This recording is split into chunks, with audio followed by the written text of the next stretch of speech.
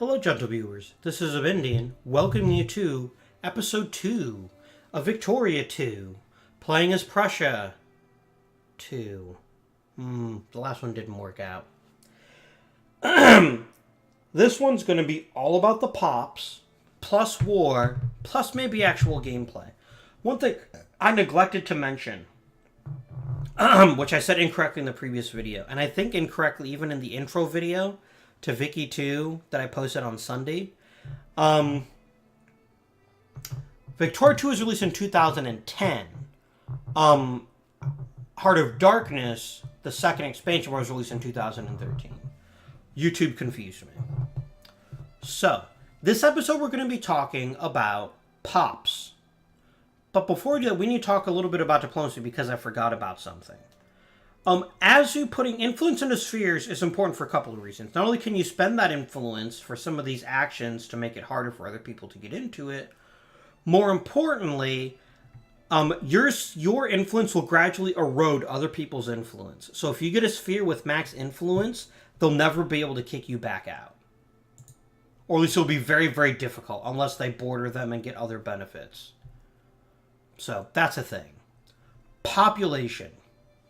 This is what makes Victoria 2 so special, and I love it. I talked a little bit about it, I know, in the very first video, the one where I said, hey, we're going to be playing Victoria in the Quick Hits video, but I need to talk about it now, and in a lot of detail. Every nation in the entire game is first divided into pops based on their jobs. You have aristocrats, artisans, bureaucrats, capitalists, clergy, clerks, craftsmen, farmers, just farmers, laborers, officers, slaves, and soldiers. Every individual piece of your country first is broken up by job, and then is broken up by other important things, including nationality, religion, location, this is by province, and this is how they're divided.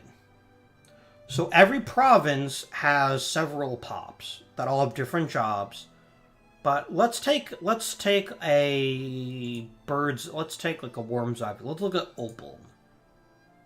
What do we have here? So this is in the province of Opal. We have a number of Polish farmers, or laborers, and they're working in coal mines. We have some North Germans who are Protestant and working in the coal mines. And we also have Catholic North Germans, and we have Czechs all working in the coal mine. We've got some Polish artisans making canned food. We have soldiers making, we have Polish soldier pops. We have North German artisans making fabric, some more soldiers, artisans, more coal miners that are Jewish, more fabric, some Czechs making liquor, and then we have 4 North German officers. Every pop in the game has a few things that matter to it. First of all, every pop has a militancy level. This is how angry they are. And it's on a scale from 0 to... I'm trying to remember if it's on a scale from 0 to 10 or a scale from 0 to infinity. I think it's 0 to 10. I'm pretty sure that, yeah, consciousness doesn't have an upper limit, but I think militancy does. Because at 10, they're basically joining the first rebel faction that'll take them. And then they become rebels, which is what this lovely flag down here says, that they're rebels. So militancy is how angry they are. Angry pops want things to change in some way. First, they'll basically petition peacefully, and then if you don't give them what they want, they'll fight. The second one is consciousness. Now, this is consciousness in the Marxian sense. I find it to be the best way of understanding it. It's class consciousness. It's how conscious they are that they can have an effect on politics. And so consciousness increases how quickly pops become militant. Or no, consciousness is how interested they are in becoming literate, So consciousness is both good and bad because it affects literacy, which is good. But it also convinces people that they shouldn't necessarily side with the ruling party, which could be bad. For now, we don't care. We're an absolute monarchy. Who cares what people think? And so this is the ideology that they favor. So right now, so this pop is mostly conservative, but there's some liberals and reactionaries in there. There are like 7 possible ideologies in the game, some of which will only unlock later in the game. So your base ones are reactionary conservatism and liberalism. Socialism will come later. Anarcho-liberalism will come later. A couple countries actually start with socialist ideologies. Who else? Fascists. Those come later in the game. And there's one more, I think, that I'm blanking on at the moment. Communists. There we go. So the 7 ideologies in the game. And everyone favors a certain ideology. This is determined by a number of factors. So let's get a closer look. I don't think it tells you why they favor certain things. So this is something I'm going to have to explain to you. Part of it depends on which issues they consider the most important. There's also a built-in, depending on what kind of government you have, a favoring of the ruling party. So we'll actually see over time they'll start to become more and more reactionary. But it's mostly driven by issues and mostly driven by their by their job. So laborers and farmers tend to be conservatives, capitalists tend to be liberal, and that's just the way their issues sort out. Okay. This screen also talks about their needs. A pop getting its life needs basically can grow. But that's all it is. They're not dying. Because if pops are dying, you have less of them. That was maybe a little bit more obvious than I intended it to be.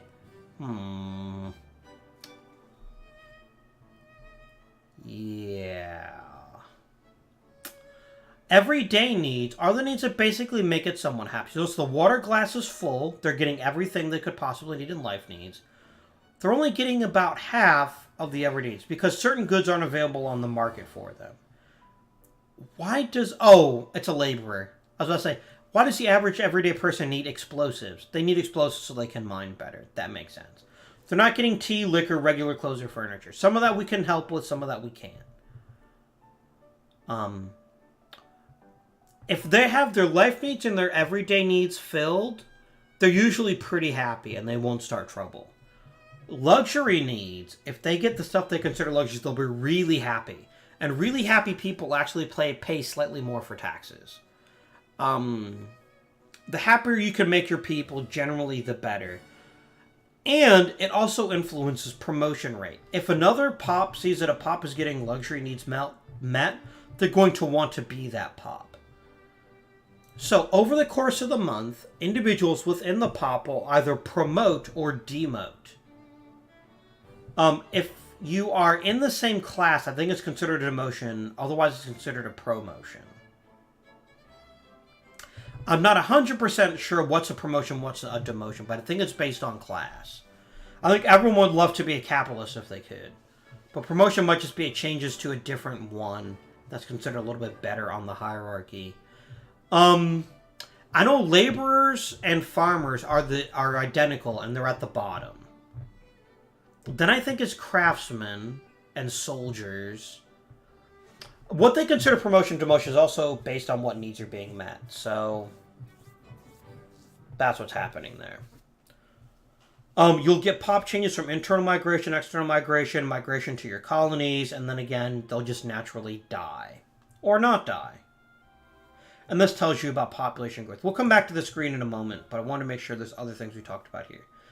This is how much money that they're earning. And so right away, something should become obvious. Why aren't they getting everyday goods? Because they don't have enough money. They're not earning enough money. And that's because of our taxes. As time progresses, we'll cut back on taxes. They'll make more cash. Other things will help them make more income too. You can set a minimum wage and things like that. But for now, he's spending a lot. He's going into debt to meet his everyday needs. If they can't meet luxury needs, they won't even bother trying. Yes, here it says he lacked goods. Here it says they wanted to buy, but they didn't have enough, so they spent most of that on coal. Which is weird. They're coal miners. Why don't they just take some home? I'd probably, in all honesty, I'd probably have them punished for that, so maybe that's fine. So the key to understanding the situation is, first, you want to try to make your people as happy as you possibly can. Unless you want something to pass that's a reform, political or social, and the people that can vote don't want it, then you actually might deliberately want to piss people off. So there's reasons to make them angry on purpose. So these laborers are, on a fairly regular basis, I think monthly, are going to want to become craftsmen. Because there's factories there. And because of things that make them not want to be factories. In fact, so the dumber you are, the less likely you are to want to be in a factory. So you see it's plus 8%, because only two things affect it. Plus 10%, factories exist. Minus 2%, they're not very smart. But this is what they want to do more than anything else. If they don't just stay in their current thing. They'd really love to be an aristocrat. Oh, that would be amazing. But they're not getting enough of their luxury needs. They need to experience luxury if they want to. They're not getting less than 10%, which would basically make it impossible for them to promote. They're getting what? Probably like 5%? Well, they're getting about half of what they needed. Okay. Yeah, liquor's a luxury need. That doesn't make sense for journey, but whatever. Artisans are typically, they want to become artisans to lower their literacy, because they can make a lot of money in it. But there's work available for clerks, and clerks are considered above artisans. And there's enough soldiers and clergymen that, yeah, they don't want to be soldiers. And this is because 4% of the province is already soldiers. And there's a max on how many people want to become soldiers. So they want no part of it. They really like to be a craftsman, then maybe join the clergy, even though they're kind of dumb. Because education spending is above 50%. It's actually at or equal. So they're like, I could make a better living if I became a clergyman.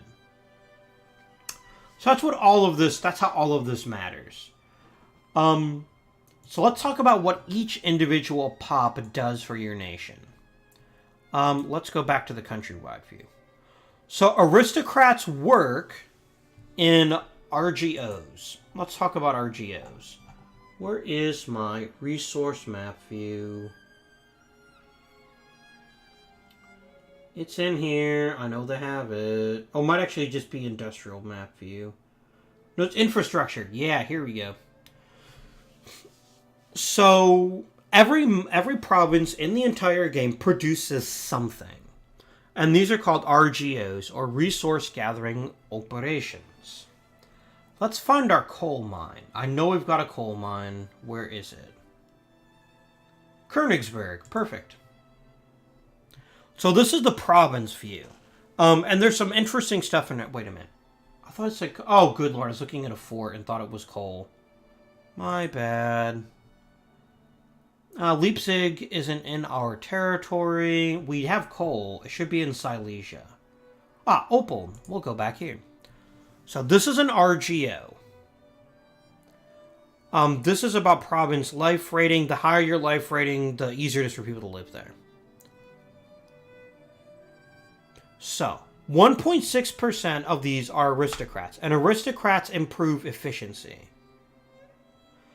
There's 108,000 people working here. And different tax will increase the size, as well as increasing your province size. Just because of the size of the province itself, different tax will also increase the size of how many people can work there. So they make 11 things of coal units. Tons, maybe. I don't know what it would be. It would be more than pounds, but maybe less than tons.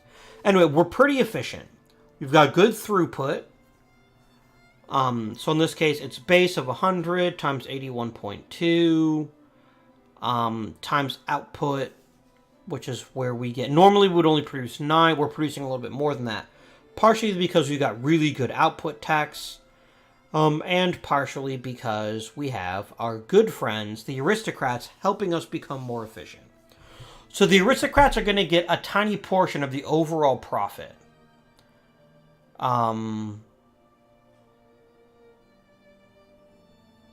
Yeah, they're going to get a portion of the profit, and the rest will go to the workers. Actually, I'm sorry, they get all the profit, and then the aristocrats pay the workers. So they don't, like, get to keep it, they just get paid. We're at 68% full. There's a fair amount of militancy here. Administration reduces crime, which is good. This is how many people live there. This is how many people were born. People left. Supply limit. This is how large an army this province can support. These are the different corps. You can build forts, railroads, or naval bases, and this particular could raise 3 brigades. Here's where you set your rally points. I went over a lot of that information quite quickly, but a lot of this is to be quite honest, not that important. This is their party loyalty, and this is flashpoints. Flashpoints are an intriguing part of the game because they trigger crises.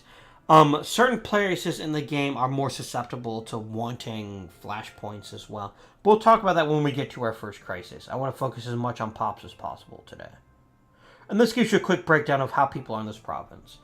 Everything is also based on the state level, and the state is a collection of provinces. And every collection of provinces is where you actually build your factories. So if we click on infrastructure, we should be able to see our factories on the map. Who's got a factory? Brandenburg. Yep, there it is. There's our factories. Beautiful. Now, so you basically, there's different things you can do in the game to make people want to be certain pops or certain other pops. Oh, I didn't explain what the other pops do yet. So we started on aristocrats. They're the people that make money. They're really unpopular. And aristocrats actually tend to be conservative because they want the system that exists to continue to exist. They kind of don't want people getting the idea, let's kick out the aristocrats. Aristocrats are one of the populations that will naturally shrink as the game progresses. There's nothing you can do about that. There's nothing you want to do about that. Aristocrats are kind of leeches. They're kind of leeches. The next pop alphabetically are the artisans. And artisans are how you make stuff when you don't have factories. What they do is they actually buy everything on the common market or the global market as needed. And then if they make a profit, it bases entirely on how good their sales are. So their expenses are paying for their needs plus buying their materials. They're not very efficient, but in the early game, they're the only way you can get certain things. And so these artisans make liquor, which they sold for a whole bunch of cash. They paid their expenses. I'm sorry, they have a bunch of cash. They still made a profit. This is the unemployed box. It tells you how much of a pop is unemployed. So that's what artisans do. Artisans are another class that will disappear as the game progresses because they're not as good as factories. And they'll quickly specialize in things that you don't have factories for. I don't know you get artisans making clipper ships, but sure. Absolutely, that's definitely the sort of thing you can make in your backyard. But this represents people that make things privately and sell it. These are the class hurt more than anything by tariffs. You will gut them if you use tariffs. That's one of the reasons why. Artisans will naturally disappear over time. If you force them out, they have a high tendency to become fascist. Which is actually one of the things that happened in 1930s Germany. Artisans got forced out. They had nothing else to do. They became angry. And they blamed Jews and communists and things like this. Next we have bureaucrats. Bureaucrats get paid a salary. And the only thing they do is improve administrative efficiency. Administrative efficiency is a big deal. So let's take a look at a province. Any province will do. And it'll tell us how many we have here. So this is our administrative efficiency. It's 41.4%. It basically, it counters crime, which is very good. There's also state administrative efficiency on a state level. That also affects it too. And crime results in different things. This, for example, is rotten boroughs, which means in Posen, they get way too many votes. And this is a result of the crime. If we get rid of the crime, this will disappear. What else does admin efficiency do? I'm trying to remember. It affects something about output or throughput, I thought, but maybe it doesn't. But it does reduce crime. Admin efficiency might actually be part of the tax rate, too. Let's take a quick peek. No, what does admin efficiency do? Oh, they improve. You get more money from tariffs, and they make sure that social reforms are as economical as possible. That's what bureaucrats are for. But you can have a lot of bureaucrat bloat. It's a very popular profession, and it's a serious problem. It can be a very serious problem later on in the game that people want to become bureaucrats. So you might have to cut funding. So they just do that. That's all they do. So yeah, here it shows you that some of these people want to become craftsmen. A lot of them actually want to become craftsmen. Oh, because there's factories and they're really, really high literacy. Which makes sense. They don't want to be bureaucrats anymore. They want to be craftsmen. Which is funny, because they could actually potentially make more money as a bureaucrat. Then we've got capitalists. Now, capitalists, like aristocrats and factories, capitalists get the entire profit, then distribute it among the workers, keeping some of it for themselves. Which they can either keep in the bank, or they can spend on other things. And because they drive your economy, you kind of want a lot of capitalists. Really, we have to have Jewish capitalists? Sure. Oh, cool. This tells you what religion they're likely to convert to. Nice. Okay. Cool. And so this is what capitalists do. They also improve efficiency in factories. But right now we'd actually have to find... Okay, Berlin.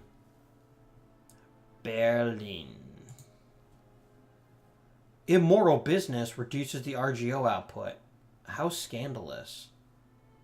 We could stand to do better at fighting crime. That will eventually be sorted. But I want to actually look at their factory. All factories at the state level, by the way. So we look at the efficiency here, as we did before. You'll notice that, capitalists don't improve efficiency. Oh, that's cool. This says who gets paid what. That's really cool. I had no idea. Okay, so I'm getting really easily distracted right now. You know, this factory might not have any capitalists. Capitalists should improve efficiency slightly. Maybe it doesn't. Maybe it doesn't. Might actually be the capitalists literally... Yeah, capitalists are useful because they invest in other stuff. And you need that. Especially later on in the game. You desperately need that. Clergy are the people that raise the literacy level, which then assists in the conversion to clerks, or to research points. I don't know why I said clerks. I was thinking of clerks for some reason. Clergy are really important. They get paid a salary, so that's where they get their money from. And they work feverishly to increase the literacy rate.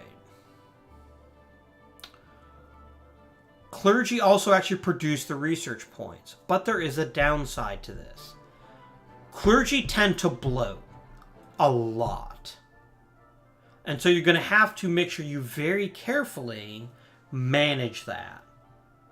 Because everyone wants to be clergy because it's an easy job. In paradox terms, I'm not saying it's easy to be a clergyman. I'm just saying in paradox terms, it's pretty popular.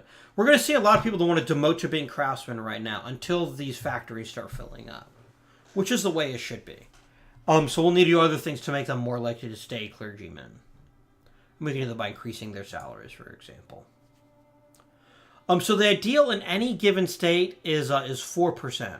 And then you also want no more than 4% of the population to be clergy. Yeah, so this is actually something that the game kind of hides from you. 2% of the population as a whole is optimal, but 4% is optimal at the state level. So it's something to consider. It's actually okay to have a little bit of clergy bloat. You just don't want a lot of clergy bloat. And they'll still help you increase your literacy. So they still have use even if you already have maximum research points. Clerks. Clerks work in factories. They do produce stuff. And more importantly, clerks also improve efficiency. I believe it's throughput, but it might be input. Yeah, clerks are to improve base efficiency. Craftsmen improve throughput. So let me explain this because I'm not sure I explain this very well. So you get inputs, and there's things you can do to reduce input costs. So you get a thing, in this case, coal. The base says, everything else being equal, you would make 18 glass out of your coal if you had full employment. So that's your base. Base is input, basically, plus you get a few bonuses to that, too. Then, throughput is how much you turn the thing into the other thing. So that's how much you turn coal into glass. That'll almost always be under 100% until you get your factory full. And then output are things you can add that make it so that you make more of a thing. So, I take my coal. I, in Sims fashion, smash on it with a hammer for a bit, and coal magically turns into glass. Throughput is how efficiently I turn coal into glass. Output is how, is like bonus at the end of the day. You get like a bonus, so to speak. So that I want to improve throughput first, but then I want to improve output. Output is like a potential. Throughput is what actually happens. So, and clerks improve the base efficiency, which is really good and hard to acquire, and output efficiency. So I know this is a little bit confusing, but if you do the math, it should become apparent that output efficiency is base efficiency. So we take that, we add the crafts, we add the clerks, add the tax. It's a little over 113%. And the same thing is here too. Only a certain percentage of a factory can be clerks, and I don't remember what it is. I think it's 10%. I think it's the most any factory can have. And if there are no spots, they just won't become clerks. Right. Craftsmen. Craftsmen work in factories. They get paid wages, and they make stuff. Craftsmen are pretty straightforward. Farmers work in RGOs that produce crops. Laborers produce in anything that doesn't make crops. So, like, for example, farmers make grain, and they make cows. They don't make cows. You know what I mean. Laborers, I believe, work in fruit orchards. No, those might be farmers too, yeah. But, like, other raw materials, like, what do you... Oh, you're fish, so you would also be farmers. You could argue maybe it should be laborers, but it's whatever, man. Let's find our coal mine again, because that's where you'll get your laborers. And timber and iron, these are all things that laborers will work at. What do your other pops do? Officers. The more officers you have, the more leaders you get. This is literally the only thing that officers do. I don't believe they affect combat in any way, which seems a little bit weird. But if we, like, click on our army, yeah, there's no officers here. Officers basically do nothing but affect leader generation rate.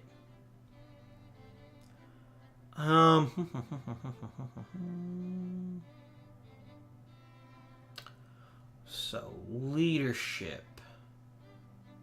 There we go.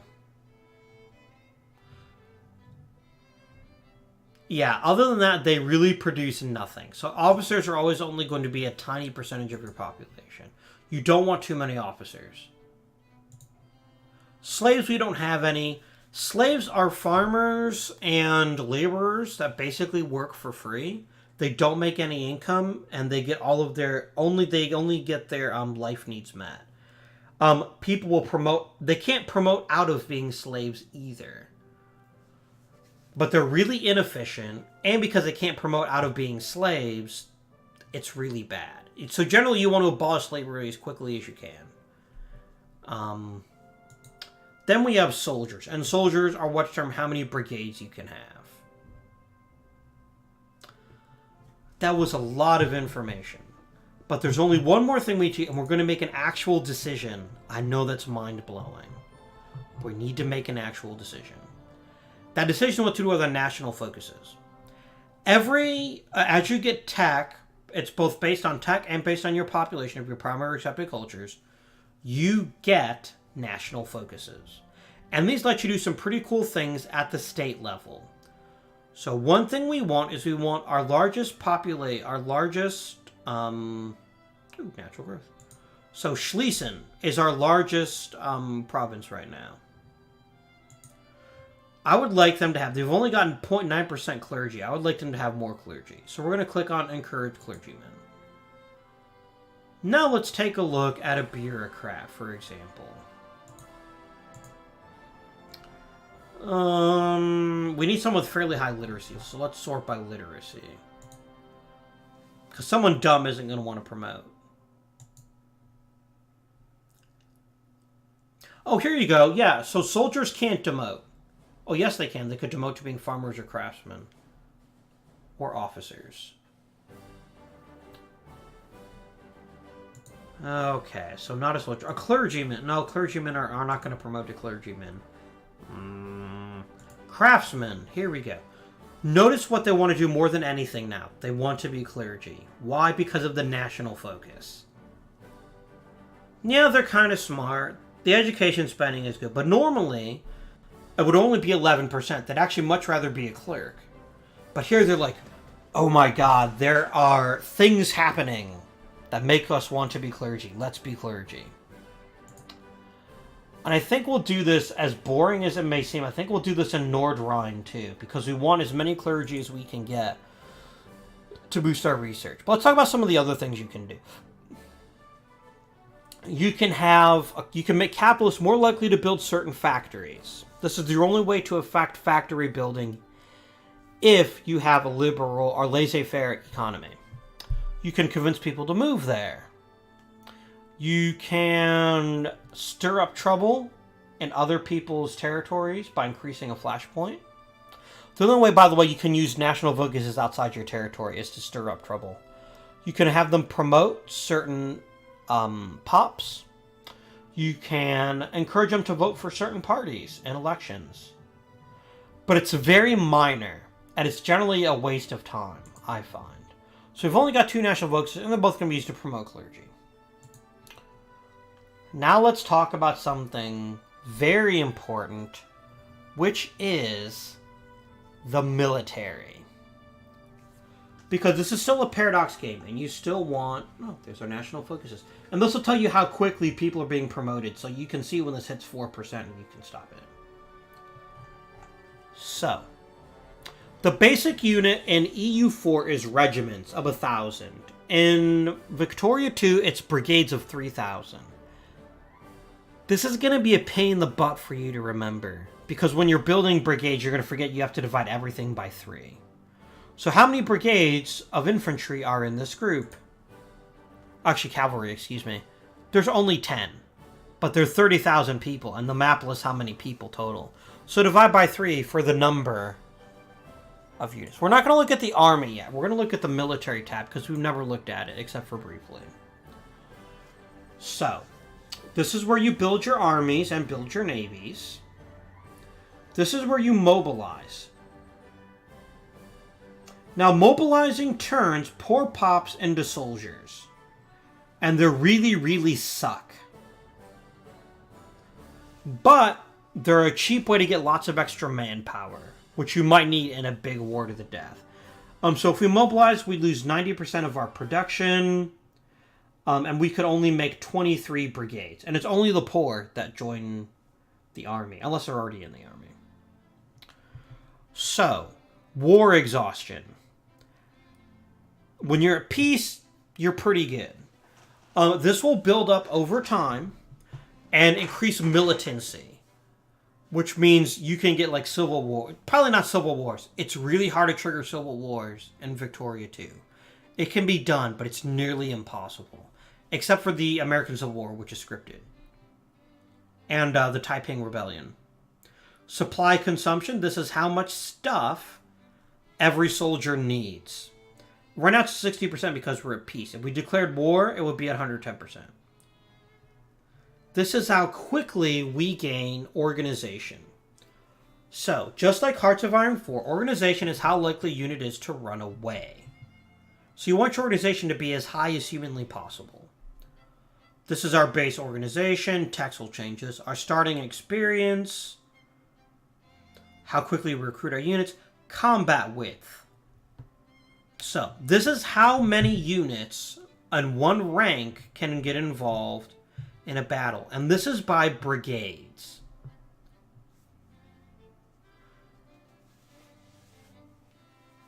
But each brigade, I think, is 3 width. I'd have to look at an actual army. It'll say which it is. Combat width will actually go down over time. So instead of having really, really big armies, you'll actually tend to have smaller armies. Which may seem counterintuitive, but here's the reason why combat width matters. Basically, it matters because it determines how many people can fight in a given fight. And you always, I believe, use the attacker's combat width rating. That part I don't remember very clearly. So we'll take a look at that here in a moment. Dig in cap, how much you can dig in. Military tactics. This is, oh god, I can't remember the ratio now. Shit. Tactics reduces casualties. So the higher your tactics, the less casualties you take if your regiment loses in a battle. So let's take a look at an army. Armies are composed. Somewhere in here should actually say what the width is. We might actually have to start building it first, actually. We could put them on rebel hunting duty and lovely things like that. Where can you see width? You might only actually be able to see width on a province during a battle. No, you can't. You do it by building an army. It'll tell you what the different things mean. Oh, they've changed the interface a bit. That's really cool.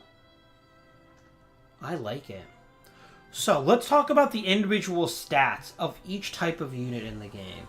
Some of them are locked at the beginning of the game. This includes engineers, guards, tanks, and airplanes. So the cheapest unit that anyone can build is an irregular. Irregulars have an attack of 2.5 and a defense of 3. So this means the higher the attack, obviously, the better. It's the more casualties you can inflict on the enemy. They have a discipline of 100%, which means they get no bonuses to inflicting casualties. Maneuver of 1, maximum speed of 4 kilometers an hour. They consume a lot of supply, but supply consumption is universal. So why on earth would you ever want an infantry can have irregular? Look how much better they are at attack and defense. That's 5 and 5 versus 2.5 and 3. In a battle between infantry and regulars, the infantry will win. Irregulars, the infantry will win almost every single time, and it's not even close. Infantry will wipe the floor with irregulars. Then you've got your baseline cavalry. God, I wish I was looking at right now. I wish I was looking at my tutorial I did for Vicky 2. So trying to remember what reconnaissance does. I'll think of it.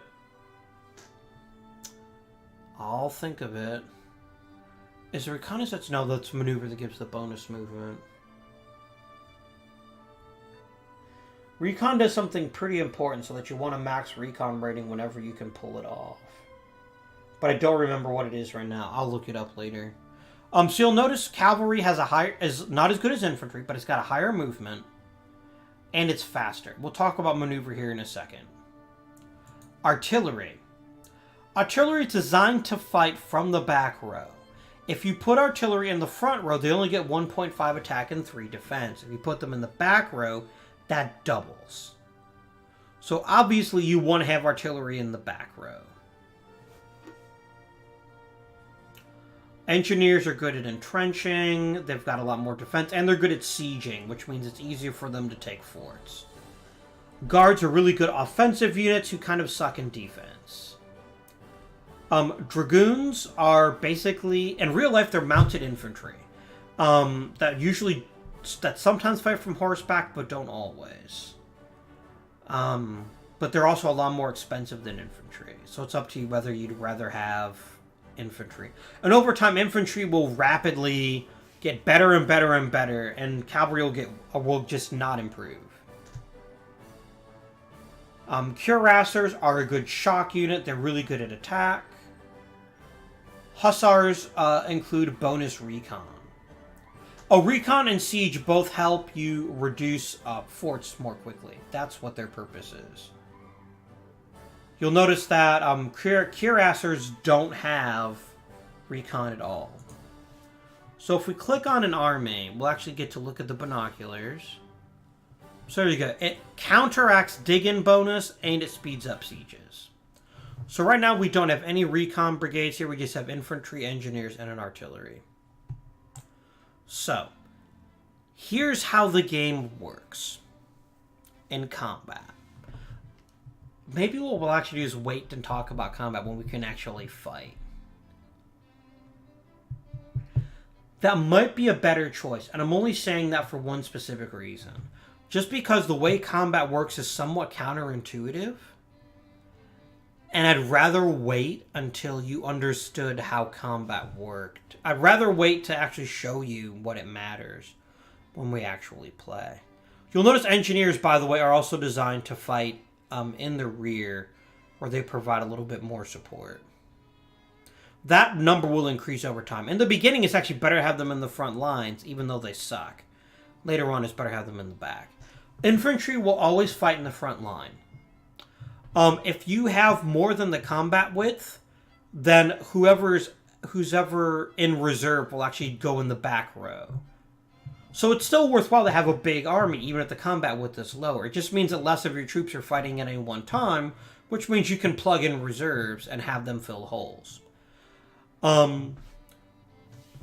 Cavalry can actually fight from the back row. They basically charge and then come back. That's what the increased maneuver means.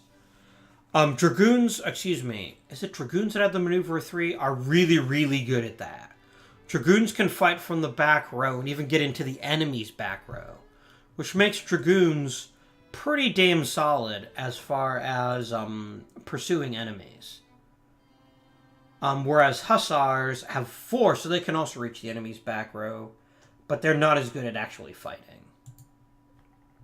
So what happens is, during an actual battle, you take the average of all the attack numbers for the attacker, and you add the die roll plus the general's different stats, and that's how you determine who wins a given battle. What else here do you need to know? Artillery always fights in the back row unless otherwise the width isn't being filled. So what we want to do is we ideally want something with about 29,000 troops. See what I meant when I said it was kind of confusing? There's actually a little less than 10 brigades. So if we fought in a battle, this would be a little bit over the combat width. And it's also pure cavalry, which isn't brilliant, but it can have its advantages. So this actually has 100% recon efficiency. You basically need, like, I don't remember how the actual formula works, forgive me. And then there's siege efficiency. Engineers improve that, so do tank brigades. So we'll talk more about fighting when we actually fight. Hello, Anhalt. Officers. So every army can have an officer, and the game creates these at like a stupidly high rate. We can't actually change them because we don't have enough extras. So this guy's got a boost to attack, a penalty to the defense, a certain bonus to morale, and morale is how quickly they recover organization, and then a certain boost to organization. So if we look at this, for our organization, it's a little higher thanks to the leader. So morale is how quickly they recover organization.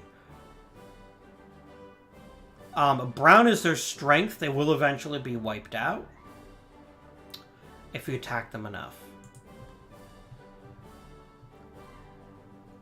Basically, when an army's strength is low enough, the next attack will overrun it, so to speak. I think that's covered everything. We'll talk a lot more about navies when we actually have one. Right now, we can just transport a few regiments. Brigades, sorry. I believe... Oh! We have a couple more pre-pause moves to make. We need, desperately, to start building up our industry. We need a cement factory. Plus, we have coal in this state, so it'll actually be a boost to this. You'll notice this is going to cost us money, about 12,000 in total. This is...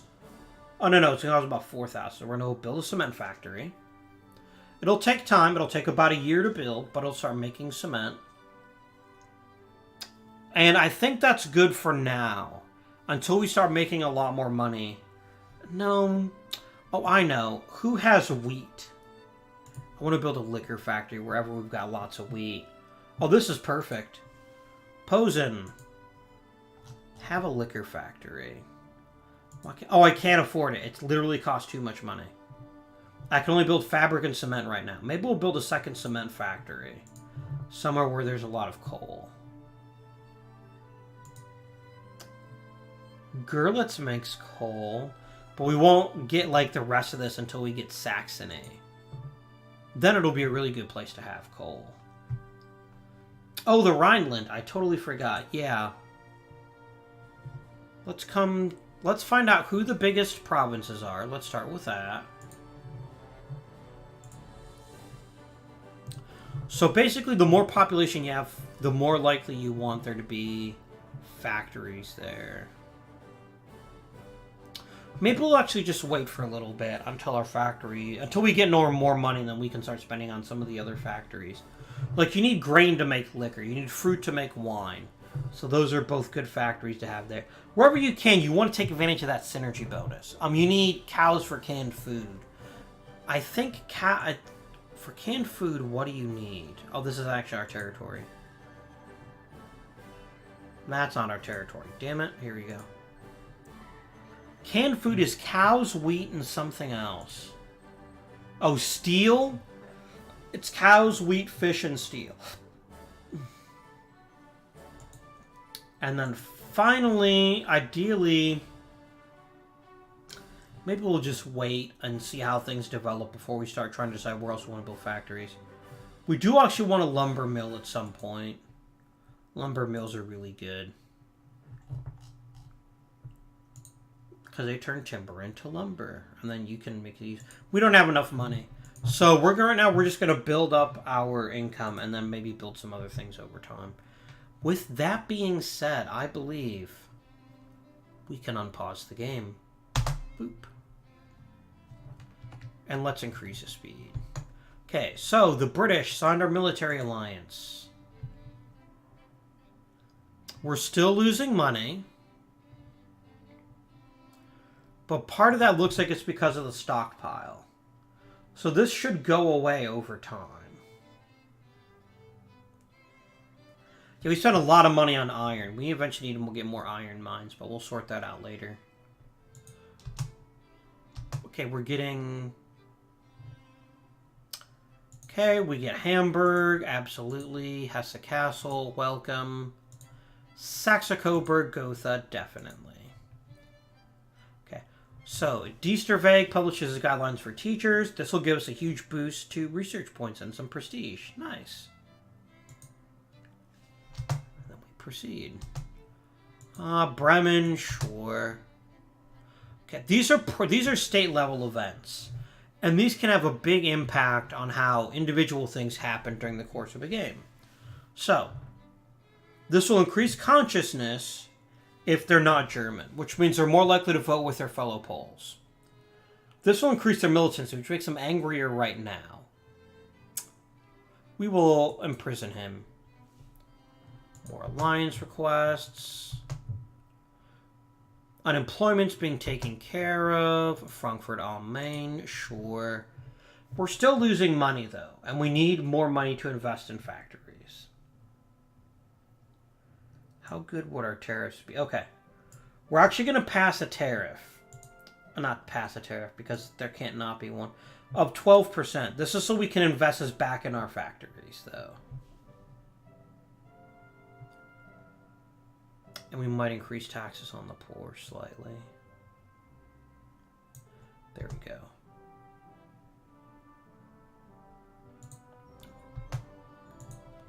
Ooh, Sardinia Piedmont. So this is the first power that's not in ours that wants to be our friend. Sardinia Piedmont's is going to want to go to war with Austria. And that's actually a war I don't think we can win right now. So I'm actually going to decline that offer. I will take one from Saxe-Weimar, though. Okay, so how are things coming here?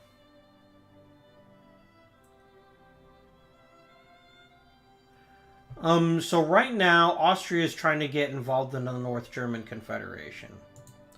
But you'll notice, if we take a look at this, for example, Austria is actually going to be, once this gets past 100, every influence one we get will detract from the influence of everyone else. Wait, Saxe-Coburg-Gotha removed from Sphere. Oh, you can kick out your own people now. Oh, they changed that. That's so cool. Okay, this is what we're looking for. We're looking to add Denmark to our sphere, for which we need 100 influence. So that'll be fine. Lipa Dietmold, sure. Anhalt, sure. Lübeck, sure. Keeping an eye on things over here. Austria is getting interested in our shit, which angers me. But there's not much I'm going to do about that right now. I could start, like, discrediting them in certain places. Yeah, you'll notice the AI is very smart. It knows when it's been beat. You notice how the Austrian flag started disappearing? They've given up. They're not going to try to influence it anymore. Up there they go. They're trying again now. More alliance offers. Nassau, sure. Braunschweig, sure. Denmark. We do want Denmark to join our sphere, don't we? So we can get Holstein. So I will actually go ahead and agree to this. Meanwhile, I can't go to war to them until later, but that's fine. Alright, we're making some cash. Let's first check and see how things are going. A couple of our factories are losing funds. I don't want to subsidize them yet. I do want... We do want the Rhineland to be a little bit more active. What do we have? Oh, here's where we... Okay, we need steel. Prussia and the Rhineland. Build factory. I want a steel factory. Wow, we need a lot more money. This is one reason to actually buy the stockpile. That's a good way to save money here. Yeah, we need a steel factory here, though. For which we need 15 grand. I think we're actually going to go ahead and take out a loan. We're going to get 1,500 pounds. Screw that. That's not very good at all. Ah, we need more money.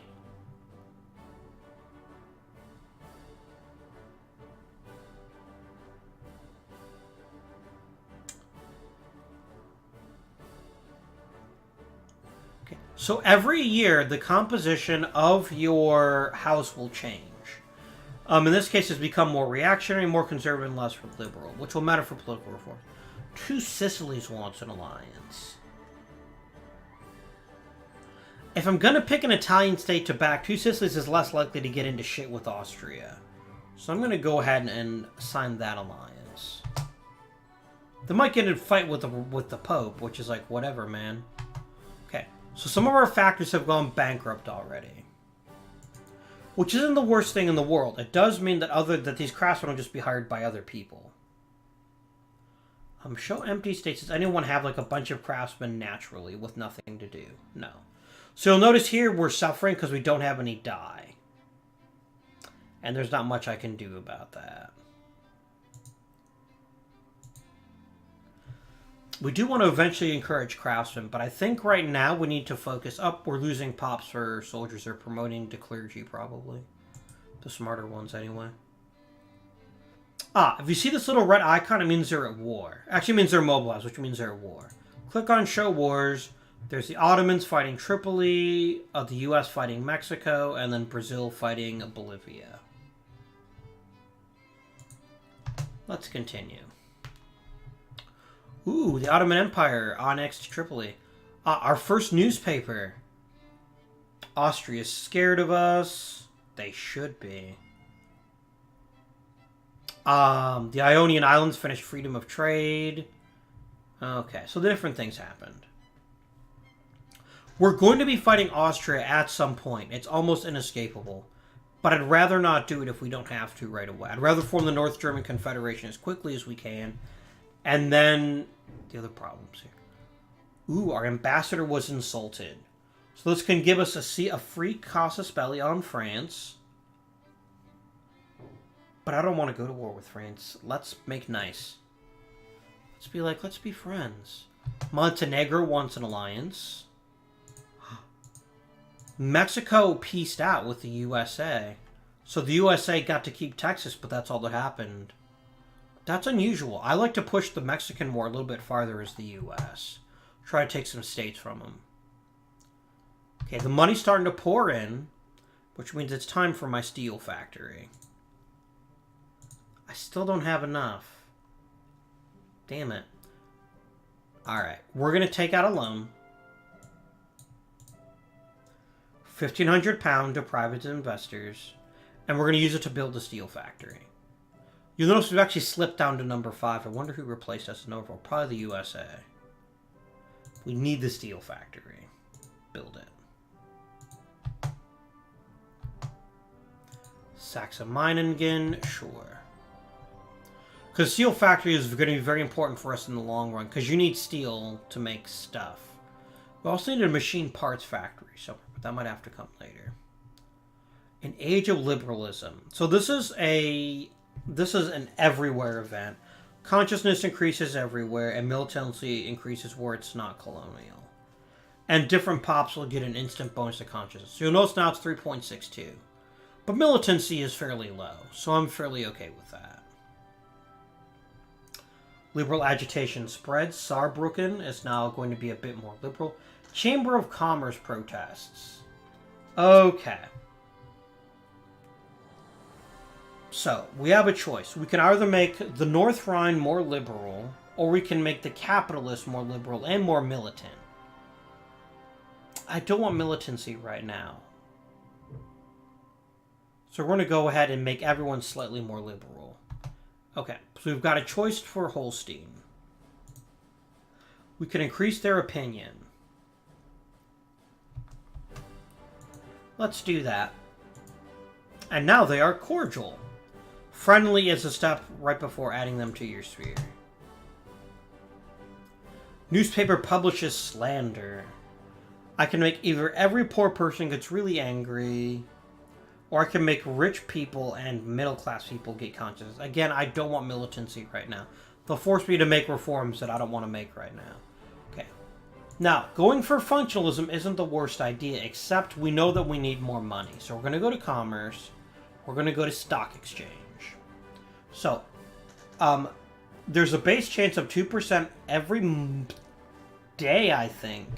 We can't change our national value, but if we ever got free trade, we'd be far more likely to unlock that one. What about these? Laissez-faire. Slavery is outlawed, so that's a base chance of 2%. Plus 2, which is 4. And that's 3%. So we're going to go ahead and start researching this. It'll give us more money right now, which is something that we need to continue industrializing Prussia before we fall further. We're already at number 6. Who's passing us? Austria and the US both passed us. That's rough, but there's not much we can do about it yet.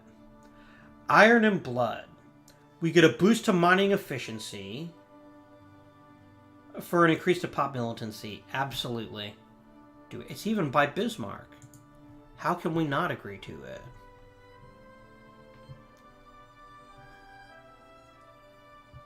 How can we not agree to it? And as 1837 draws to a close, we will conclude this episode. Let's quickly read the newspaper. Yep, adult mold is scared of us. Brazil got a little bit bigger. Must have been a war there. Machine parts is increasing. Vaccination. Damn, mate. Okay. So, I hope you've enjoyed these first 2 episodes. I've explained most of the basics, not all of them, but most. Let's quickly increase our relations with Denmark. Denmark should love me. They should be my best friend forever. How you enjoyed so far? We're not doing super great yet, but this is all building up to the North German Confederacy. Once we've gotten that, we'll be much bigger. We'll have more resources, more people. It'll just be better. And we'll also look much nicer on the map. Which, let's be honest, is most of the reason anyone plays any Paradox game. You want to make the map look nicer. But that's it for now. Please join me next time.